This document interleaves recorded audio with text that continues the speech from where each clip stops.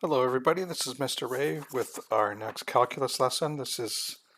Uh, I'm basically renumbering all the lessons for this new version of the course. So the lesson numbers won't directly correlate to the lesson numbers on the actual lessons. So I'm just starting, we did lesson one, two, and three last week, and we're doing four, five, and six this week. So don't try to think this is not lesson four in our new schedule. This is actually lesson four of unit five. Okay. Um, so we're going to continue on with introduction to calculus. So we've looked at this lessons two and three. We're looking at the slope of a tangent. Okay, and we had a new way of looking at that. Um, Basically, we used a situation like this where if you want to know the slope of the tangent at a specific point, you basically you act like you're taking a second point here, Q, but you're kind of moving Q along closer and closer to P till basically it's the same point, and you're taking the slope of the line between P and Q. So basically, by the time Q becomes P, that turns it into a tangent. Okay, instead of a secant. A secant is a line that goes through a curve twice. Okay. Um, so what we're going to do today, it's really the same topic, but slightly more application based and a different terminology. So we're talking about rates of change. Now, rate of change basically is a lot like the slope of a tangent in one circumstance.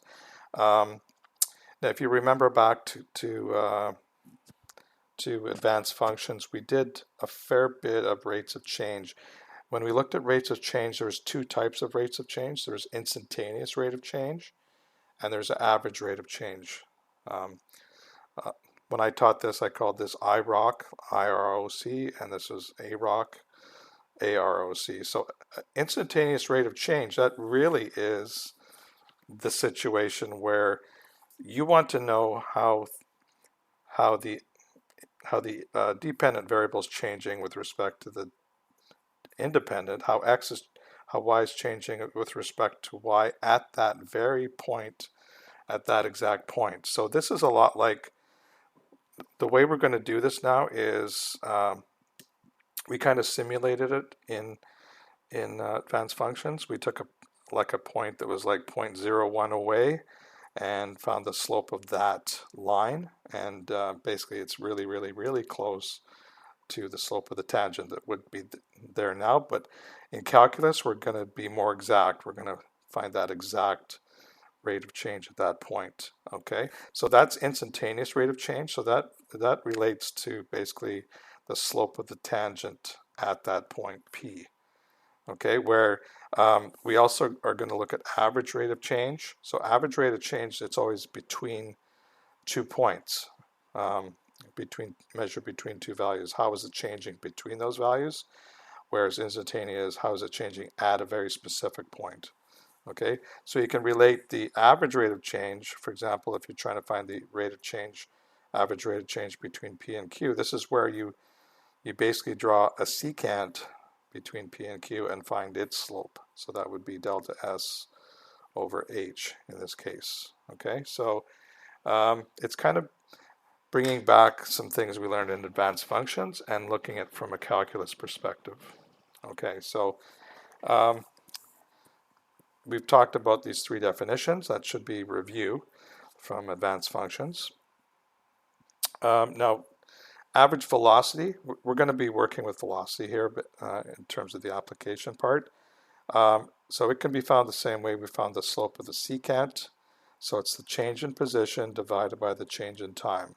Okay, and that will give you its speed, basically like meters per second or miles per kilometers per hour, whatever.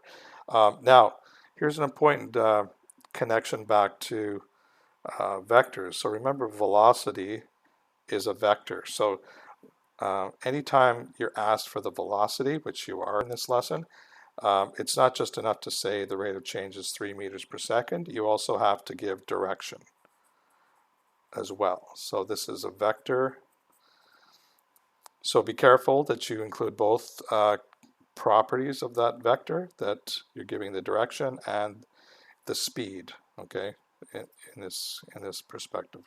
Okay, instantaneous velocity, we talked about this. It's a slope of the tangent. So at that one point of the graph, and it's found the same way we found the slope of the tangent. So the formula you're going to see here, down here, sorry, this is the velocity function at the point A, will be basically the value of the position at A plus H minus the position at A over H, okay? So this is exactly what we were doing in the last two lessons, finding the slope of the tangent, okay? Whereas this here, you can see we're actually taking the two positions, we're subtracting them to get the change in position over the change in time, okay? So how far apart were these? So we divide by that, okay? So this is really closely related to what we did in advanced functions, but it's relating it back to calculus, okay? So if we go to the second page, we have some examples we're going to do. Okay, so you guys didn't have a vectors exam, so you probably won't relate to this question, but following the vectors exam, a textbook is dropped from a building 80 meters high. After t seconds, the textbook is s meters above the ground. So it's basically giving you the position based on the time of the textbook. Okay, so you can see at the beginning when time equals 0, the position would be 80, which is 80 meters above the ground, which is where it was dropped from, and then it decreases by 5t squared, where t is the number of seconds since it was dropped. Okay, so what we're going to do here, a few calculations. First one, calculate the average velocity of the textbook between 1 and 3 seconds. Okay, so this is average velocity, so it's the change in the position over the change in the time. This is like using a secant because you've got 2 points that you can calculate from here.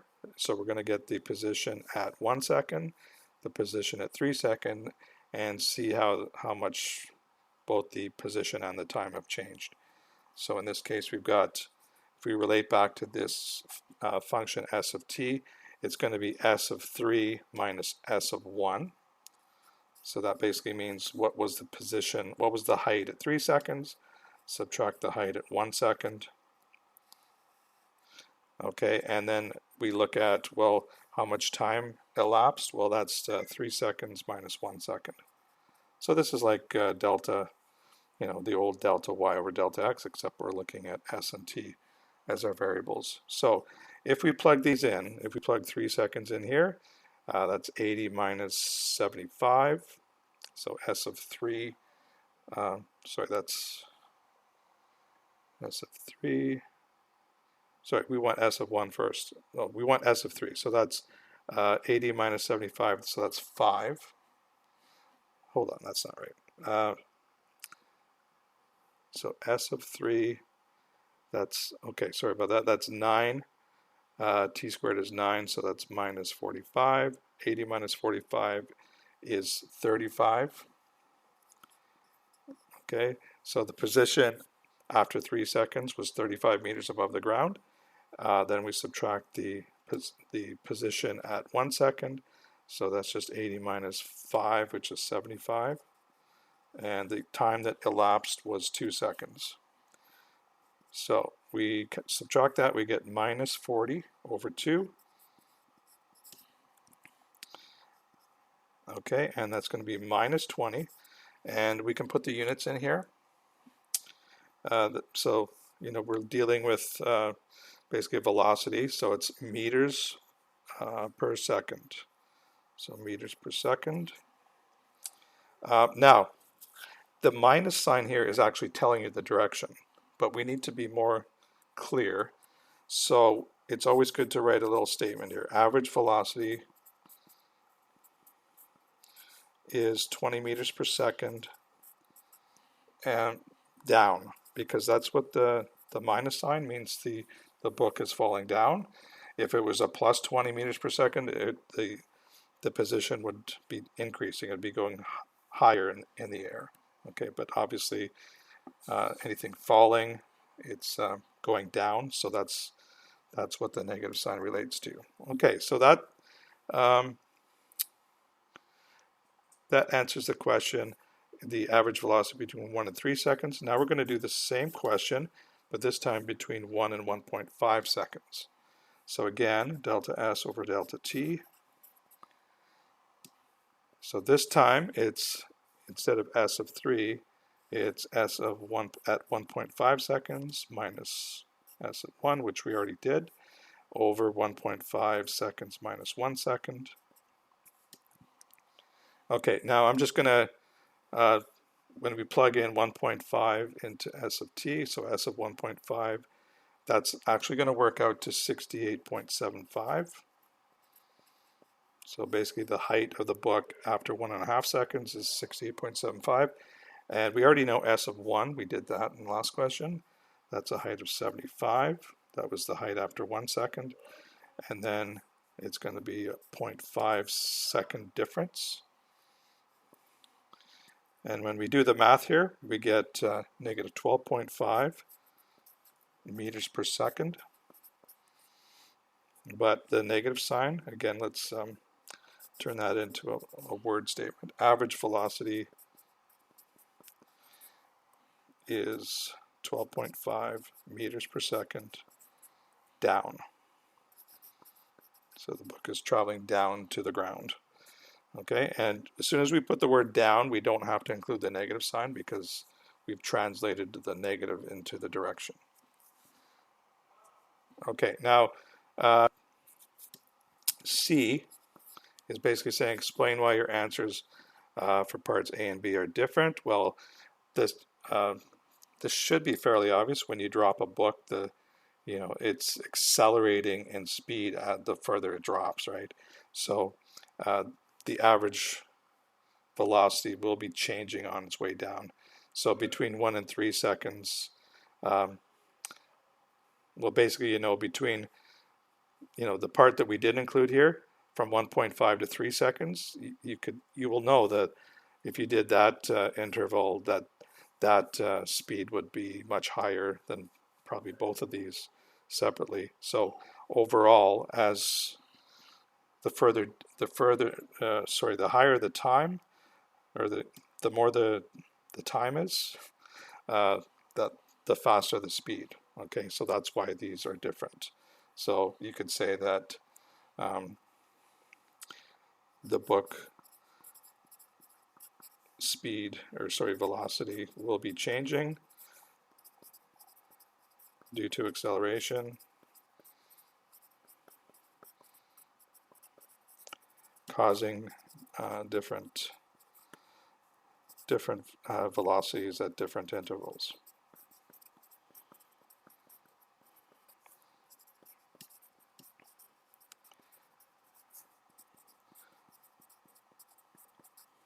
Okay, all right, so that answers that question. Another velocity question here.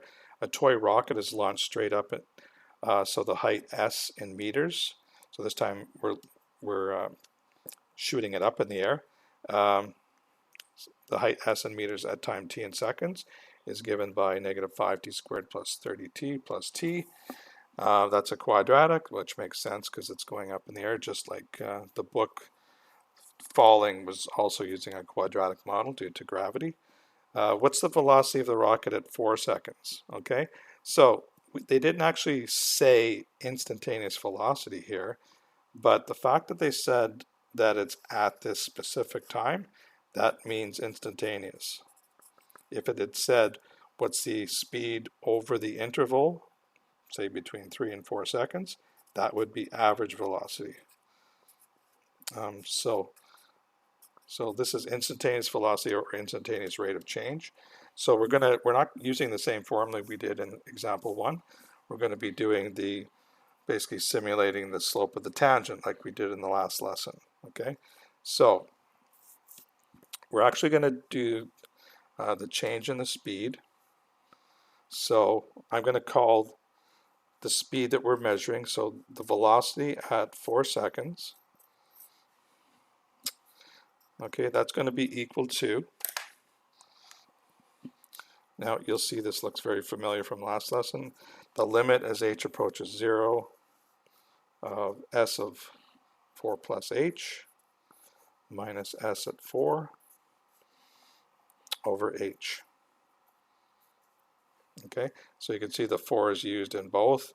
This would be like your point Q, which is h units away from 4 seconds, but we're basically making h approach 0. So basically this becomes instantaneous speed or slope of the tangent at this point. Okay, so you can see s of 4 plus h is basically replacing t with 4 plus h. So I'm going to calculate that over here in a side calculation. So basically everywhere we see a t, we change it to 4 plus h. So negative 5, 4 plus h squared plus 30t, so t changes to 4 plus h, and then plus 2. Okay, so I'm not going to do all the intermediate calculations here. This actually works out to minus 5h squared minus 10h plus 42. Okay, so I'm basically going to replace this s of 4 plus h with that. Don't forget to put the limit at the beginning. It's very easy to forget. So minus 5h squared minus 10h plus 42 minus s of 4. So s of 4, we actually know what it is. It's going to be 42. If you plug in 4 into this calculation, s of 4 is 42, which you can see it's actually in both equations. This is going to be the difference between the 2 points. So when I put the 42 there, you can see that this cancels out very nicely. You can also see that I can factor out an h from the 2 remaining terms. So this becomes the limit as h approaches 0. That divided out becomes minus 5h. That divided out becomes minus 10. And now at this point, we can safely plug in h equals 0 as it approaches 0. So this whole term becomes 0. So it's basically minus 10, just what's left over. So v at 4 seconds is negative 10. And now in terms of unit, the velocity would be meters per second. And now let's make a written conclusion. Therefore, the velocity of the toy, I'm sorry, I guess that was out of the picture there for a while. The velocity of the toy is 10 meters per second going down. Now this is an interesting one because it sort of depends, like if this toy rocket is launched in the air, the velocity won't always be going in a downward direction. It's going to be going up until it reaches the vertex, at which point after that, as it starts falling to the ground, it'll be going down. So this isn't an assumed thing that it's always going to be negative like the book was. The book was dropped in the previous example. So at every velocity from the time it was dropped to the time it landed on the ground, every velocity will be going down, whereas this one depends. For example, if we found the instantaneous velocity at 0.5 seconds instead of 4, that's probably still on its upward path. Okay, so just don't assume that it's always going to be negative based on these examples. It depends on where in the path we're talking about.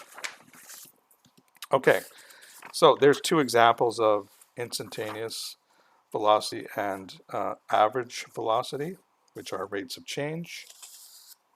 So here's our formal rate of change and velocity definitions, which we've already used. So just put them here so you have something to refer to. This one's probably the most important one. This has to do with the rate of change at a specific time, which makes it instantaneous. And you can see here that this formula is pretty much exactly the same formula that we used when we did slope of a tangent. So you can see how instantaneous rate of change relates directly to the slope of a tangent, where the average rate of change is the slope between 2 points, between 2 times. Okay, so you notice we don't have any limits here because we don't have to, we don't have to pretend that something's approaching 0. We can just look at the values at those 2 points. Where this we have to simulate 2 points where one point is approaching the other point. Okay, so one last example here. This one will be a little bit trickier. The total cost in dollars of manufacturing X calculators is given by this. This is like a cost function. The cost based on X. X is the number of calculators that are being manufactured. So the cost will be this formula, 10 root X plus 1,000. Okay, so the first part is basically using the formula. There's nothing about rate of change in the first question. What is the total cost of manufacturing 100 calculators? So that's simply C of 100 is equal to 10, and then we take the square root of 100 plus 1,000. So this is, you could do this in your head. Square root of 100 is 10. 10 times 10 is 100 plus 1,000. So that's $1,100. So it costs them $1,100 to make 100 calculators. Okay, so part B is what is the rate of change in the total cost with respect to the number of calculators X being produced when X is 100. So we're trying to find the rate of change, how fast is the cost changing at the 100th calculator. That's basically what that's. So that's the fact that we're only looking at one value and not a range of values. This is instantaneous rate of change. Instantaneous rate of change, or as I referred to earlier, IROC, and the other one would be AROC because it's average instead of instantaneous. Okay, so when we do this, we're going to set this up to be, I'm going to do 2 columns here for the calculation. So this will be the limit because instantaneous rate of change uses the limit, and that's going to be the limit of C of 100 plus H minus C of 100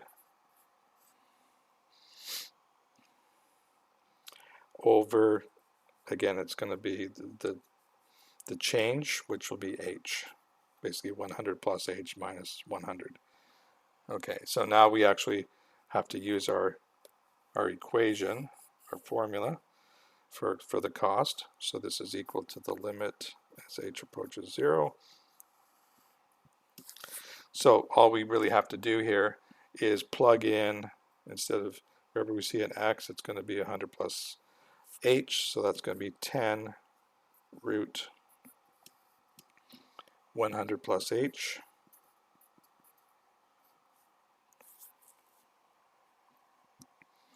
And that's going to be plus 1,000. So that's still part of the C of 100 plus H. So that whole thing there, that's C of 100 plus H. And then we subtract C of 100, which we already calculated above here. That's going to be 1,100. And this is all over H. So you can see we don't really need the brackets. I just put them there to show you this comes from C of 100 plus H. So I can subtract these two numbers. So I'm going to have limit as H approaches 0 of 10 root 100 plus H and this was going to be working out to minus 100 over h. Okay, so this looks kind of nasty, but remember our strategy from last lesson. What we're going to do is rationalize the numerator. So we're going to multiply this whole thing by the conjugate of the numerator, which is 10, 100 plus h. Now remember, when we take the conjugate, we're not worrying about signs in here. We just flip this negative sign or minus sign to a plus, like that. And same thing on the bottom. Plus h plus 100. Okay, got room for one more line here. So limit as h approaches 0. Okay, so whenever you do this rationalizing, you always end up with basically a difference of squares, because this is sort of like a minus b and this is a plus b, so the result is a squared minus b squared. So what we're going to get here, I'm basically squaring this term here. So when I square this term, it's going to be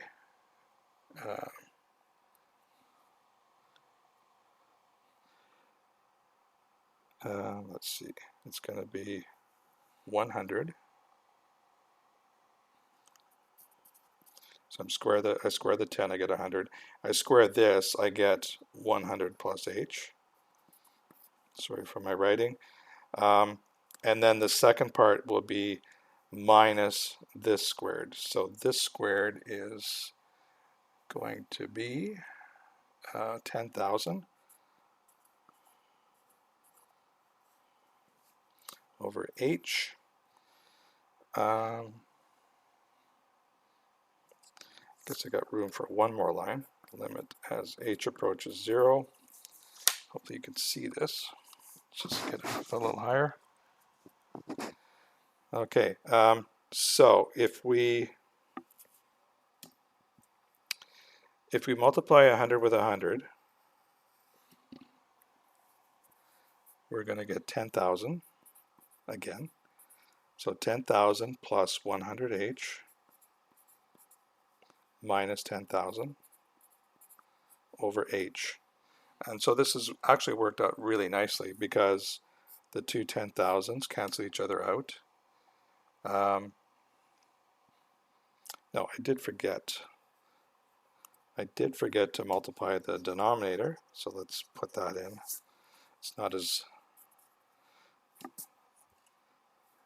It's never going to work out that nicely. 10 root 100 plus h plus 100 on the bottom. Now I'm going to leave it like, I'm not going to distribute it, and you know why, because I'm going to want to cancel the h. So that's going to be h 10 100 plus h plus 100. Okay, so you can see that these have canceled out. I can cancel that h, which is all that's left, with that h. And I'm going to continue up here. I've got limit h approaches 0. So what do I have left up here? I've got basically got my 100 on the top. Everything else, those two terms are gone. That h cancel with that h. And on the bottom, I've got 10 root 100 plus h plus 100. Okay. Now you can see up to this point, like any of these steps before, I could not substitute in h equals 0, because that would make the denominator 0. But now that I've canceled that h, I still have an h on the bottom here, but if I plug in a 0 there, that's okay, because that turns into root 100, which is 10, and that's totally good. Okay, so let's actually plug that in now. So if I plug that in, I get 100 on the top, and this, like we said, that's a 0. So that's root 100, which is 10. 10 times 10 is 100. And then this 100 plus that 100 is 200. Well, that's simplified quite nicely. So this works out to 0.5, or 1/2. Now, what are the units here? Well, it's the change in the cost for the 100th calculator. Okay, so that turns into dollars, and it's per calculator. And that's our answer. So the rate of change in the total cost is, now it is a plus, okay, so it's actually still increasing. So the rate of change is positive, but it's going up by 50 cents or $0.50 per calculator, okay? So if you notice, I've got a few questions to try out. The solutions will be posted, so try a few as you go. Make sure you can do that. Next week, we're going to finish off the introduction to calculus. So you will be getting a new assignment. Well, this is Thursday that I'm uploading this lesson. There'll be an assignment at 3 o'clock tomorrow, which will be the 24th, and that will be due Sunday at midnight. There still will be another bonus of 5% if you can get it in by 8 p.m. Okay, so hopefully this makes sense to you. It's really just applying what we did with some, some application type questions with velocity and rates of change. So instantaneous rates of change relates to the slope of the tangent, and average rate of change relates to the slope of the secant. So that ties in nicely to what you did in advanced functions. Okay, so thank you very much, and don't forget about the assignment that will be due at the end of the weekend. Okay, have a good day.